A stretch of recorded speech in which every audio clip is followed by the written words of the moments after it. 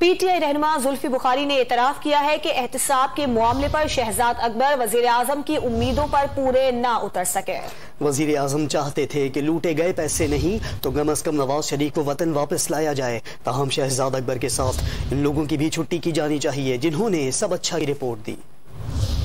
لوگ بالکل ہم سے ایکسپیکٹ کر رہے تھے کہ ہم کچھ نہیں تو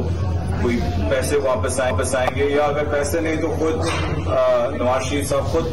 واپس ان کو ہم فورس کر سکیں گے، لیکن شاید ہم صحیح طریقے سے شہزاد اکبر صاحب اس کو سنبھال نہیں سکے، لیکن ابھی نئے بندے آئے ہیں تو ٹائم لگے گا۔ لیکن یہ بھی قطعاً غلط ہے کہ صرف شہزاد اکبر کو آپ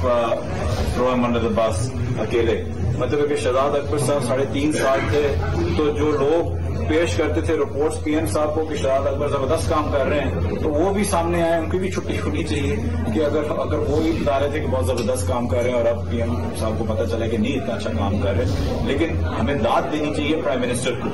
کہ ان کو جب بھی کوئی چیز سمجھے کہ فیل ہو رہی ہے اور ان کی نظر میں ٹھیک نہ ہو، چاہے وہ